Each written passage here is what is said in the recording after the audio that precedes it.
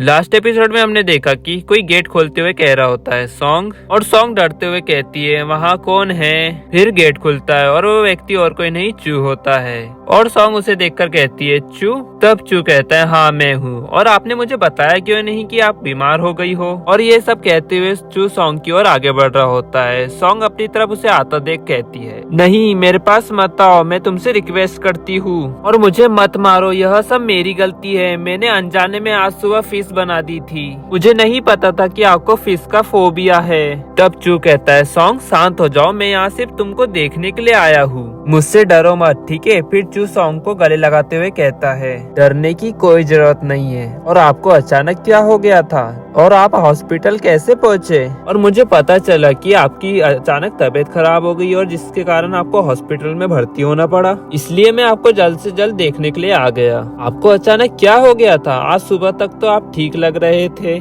तभी सॉन्ग पीछे हटते हुए कहती है चू आप इस तरह मुझ पर दया मत दिखाओ, मुझे पता है कि आप मुझसे कितनी नफरत करते हो।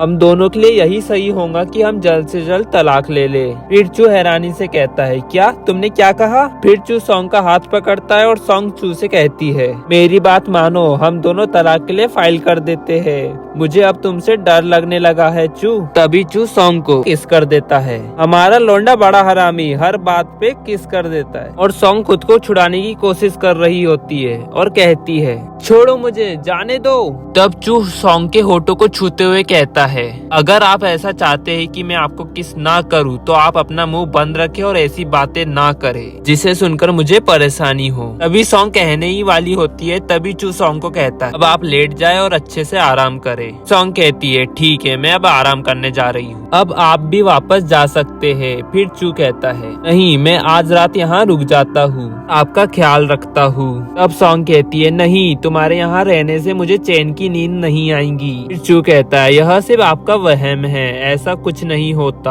आप सोने की कोशिश करो नींद आ जाएंगी, और अगर आपको किसी चीज की जरूरत है तो मुझे बता दो और मुझसे डरो मत, मैं तुम्हें फिर से कभी चोट नहीं पहुँचाऊंगा, मैं तुमसे वादा करता हूँ। और सॉन्ग लेटी हुई होती है और ये सब सुन रही होती है। फिर सीन शिफ्ट होता है और हमें नेक्स्ट डे दिखाया जाता है और हॉस्पिटल से आवाज आ रही होती है मैं काम पर जा रही हूँ, मेरा रास्ता मत रोको। तब चू कहता है अभी आप पूरी तरह ठीक नहीं हुए हैं और एक दिन के लिए काम पर नहीं जाऊंगी तो कुछ हो नहीं जाएगा। तब सॉन्ग कहती है नहीं जाना ही होगा क्योंकि एम्प्लॉयज के लिए फुल टाइम परमानेंट पोजीशन के लिए परीक्षा निकट है, इसलिए मैं छुट्टी लेने के बारे में सोच भी नहीं सकती हूँ। फिर चू कहता है क्या फर्क पड़ता है, यह एक घटिया काम है, अगर आपकी जॉब चली भी जाती है तो इसमें कोई दुख की बात नहीं है, आप बस घर पर रहिए और मेरे साथ जीवन जीने का आनंद लीजिए। तभी सॉन्ग चू को अपने सामने से हटाती है और वहाँ से जाने लगती है। तभी चू उससे कहता है यदि सॉन्ग तुम मेरे साथ घर नहीं चली तो फिर तुम मेरे घर कभी आने की सोचना भी मत। तब सॉन्ग जाते हुए कहती है जैसा आपने कहा तो फिर ऐसा ही सही। फिर सॉन्ग वहाँ से चली जाती है और चू बेड को लात मारते हुए कहता है ये बदनसीब औरत। फिर सीन शिफ्ट होता है और हमें दिखाया जाता है कि एक व्यक्ति बगीचे में पानी डाल रहा होता है। तभी उसे एक कॉल आता है और वो फोन में देखते हुए कहता है मास्टर का कॉल। फिर वो कॉल उठाता है और कहता है मास्टर क्या बात है, आपने मुझे अचानक कॉल किया। तब चू कहता है हाँ अंकल जी, मुझे आपकी एक राय चाहिए थी, अगर एक महिला को एक पुरुष की आज्ञाकारी रूप से सुनने और एक मेमने की तरह विनम्र व्यवहार करने के लिए कैसे तैयार किया जाए। फिर अंकल ली कहते हैं मुझे यह कहते हुए अच्छा तो नहीं लग रहा, पर आप गलत व्यक्ति से ये पूछ रहे हैं, मेरे जैसे एक बूढ़े व्यक्ति को क्या ही पता होगा ऐसी चीजों के बारे में। तब चू कहता है आप अपना नाटक करना बंद करें अंकल जी, जब मैं एक बच्चा था तो कई बार मैंने अपने मम्मी पापा को आपके जवानी के समय में भावुक मामलों में शामिल होने की कहानियाँ सुनी हैं। आप तो अपने समय की कई लड़कियों के दिल में अपनी जगह बनाने में सक्षम थे, और इसके अलावा मैंने शायद ही कभी प्यार के बारे में सलाह मांगी होंगी। अपनी सलाह मुझे देने में कंजूस ना बने। यदि आप अपने रोमांटिक मामलों के दौरान सीखे गए अपने हुनर को मुझे बता सकते हैं तो यह मेरे लिए बहुत अच्छा होगा।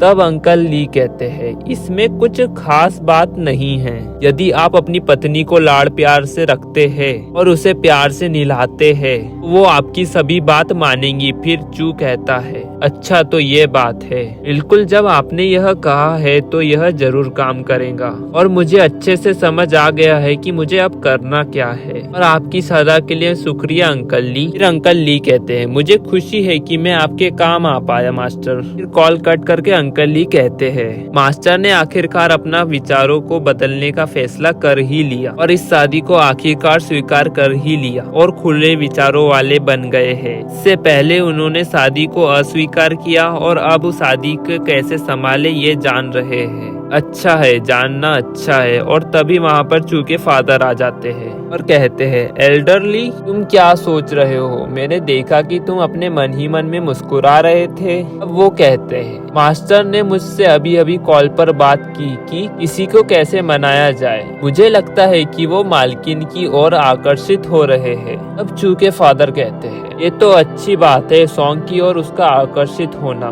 फिर वो अंदर जाने लगते हैं और तभी एल्डरली कहते हैं, सॉन्ग के परिवार को 20 मिलियन युआल देने के अलावा आपने उनकी बेटी की शादी अपने बेटे से कराई। ये तो वास्तव में एक बहुत ही अच्छी बात है। सॉन्ग को एक अच्छा व्यक्ति और एक अच्छा परिवार भी मिला है। आपको चिंता करने की कोई जरूरत नहीं है। आप जितना कर सकते थे उतना आपने कर दिया। तब चू के फादर कहते हैं, ये कहना आसान है पर अभी भी सॉन्ग परिवार की बड़ी बेटी अभी भी कोमा में ही है। फिर एल्डरली कहते हैं, आपको खुद को दोष देने की जरूरत नहीं है, बस ये एक एक्सीडेंट था और आप अपनी पूरी कोशिश कर रहे हैं। अब वो कहते हैं, भले ही मैं किसी की मृत्यु का कारण नहीं बना हूँ, लेकिन भी मैं जिम्मेदार हूँ। भयानक अतीत जिसे मैं भुला नहीं पा रहा हूँ, चाहे मैं कितनी भी कोशिश क्यों ना कर लूं। और एल्डर, क्या तुम उस गरीब लड़की को बचाने के लिए उपलब्ध विकल्प के बारे में पूछने में मेरी मदद करना जारी रखोगे? उदाहरण के लिए जैसे कि कोई दूसरा हॉस्पिटल जो और अधिक सेवाएं दे सके, या कोई डॉक्टर जो उसकी स्थिति में सुधार कर सके, जो इन मामलों में एक्सपर्ट हो। फिर वो स्टेयर चढ़ते हुए कहते हैं, वो लड़की अभी बहुत छोटी है, उसके आगे उसका पूरा जीवन है। उसके साथ ये सब होना कितनी दुख की बात है। तो एल्डर कहता है, चिंता ना करे, मैं इस मामले में कुछ करता हूँ। और इसी के साथ गाइस ये एपिसोड यहाँ एंड हो जाता है। आपको पसंद आया तो लाइक एंड सब्सक्राइब जरूर करें।